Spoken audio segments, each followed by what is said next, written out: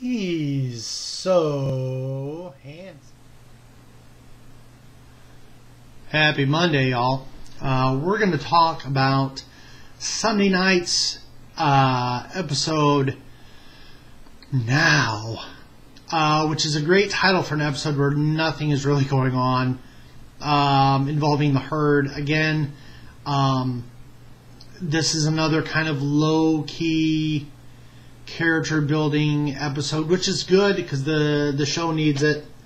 So we're gonna get into parts of it at first Rick is headed back, and they don't show how he escaped the RV, and quite frankly I don't care. Rick gets back, he speechifies about the walkers and how they're going to make it and the walls are going to hold, etc., etc. And there was a lot of monologuing in this episode of speechifying. You can almost build a drinking game to it. Okay, so a couple of good things. Rick is right. Imagine that. Rick is right again, but the Alexandrians are so pathetic and crappy. They want to give in. They want to raid the food pantry, throw away everything they worked for, and roll over and die. Just like Rick said they would. They are just not good at the apocalypse. I think that they were protected for so long by all the outside circumstances that now that it's in their face and they're realizing how bad it really is, they're just not ready. They just can't. They're just not prepared to do it. Some are getting there, but for the most part, when that herd comes through the walls, because you know it's coming through the walls, they're all meat for the beast. They're going to get ground up, and that's okay. They're Alexandrians. They're not important. Let's see. Deanna is completely gone at the front of this episode. And the actress, her name is really difficult to pronounce. Tova Feldshuh? I know I butchered it and I apologize. She is an amazing actress. She tells you everything while saying nothing. It's all facial expression. Her 1,000-yard stare and all trauma-y. Outstanding performance. She kind of goes from I quit and one map, farm outline, and Latin phrase later, she's ready to rock and roll again. Until she has a competition with her drunken son, who basically lays everything at her feet, as if she was supposed to be Rick Grimes, lead them on raids against walkers and so forth. That's not really who she is. She's a leader, I'll say that. But she's not Rick Grimes, and that's why by the end of the episode she's turned the keys to Alexandria over to him, because she knows what the rest. She's figured out, and she knows what the rest of the people in Alexandria, with a couple of exceptions, don't. That it's men like Rick that can help them survive, not people like her. Maybe people like her will take over in the aftermath if the human race survives. But now it's all Grimes all the time. So I'm excited about that. So, what else is going on? Oh, huge, shocking twist. Maggie's pregnant. Who knew? Oh, everybody. So, it's the worst kept secret since, I don't know. Since ever.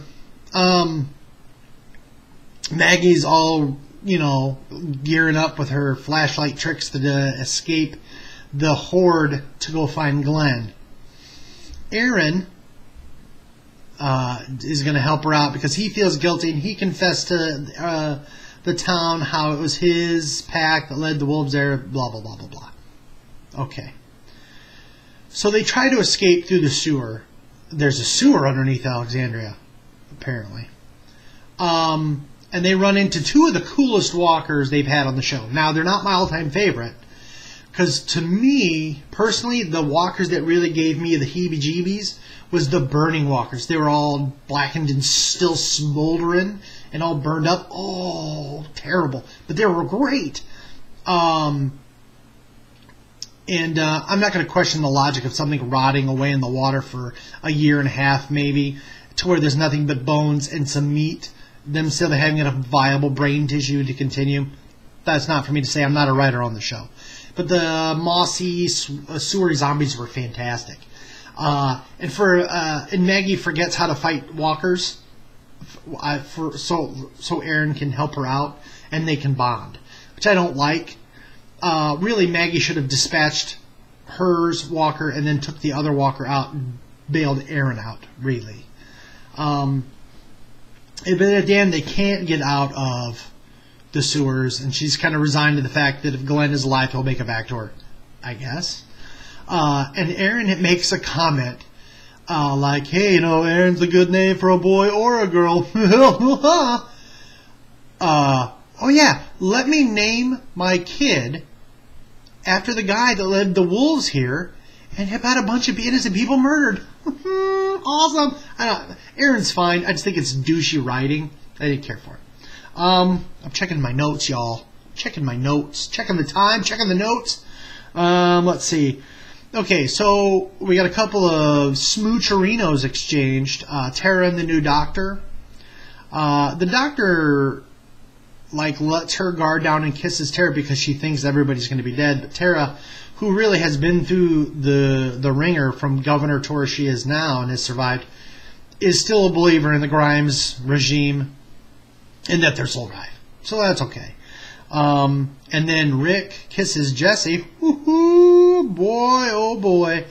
Oh boy. I'm guessing her kid is going to see that smooch, and he's not going to take kindly to the guy that murdered his father playing tonsil hockey with his mom. I don't know about you. I'd be pretty angry.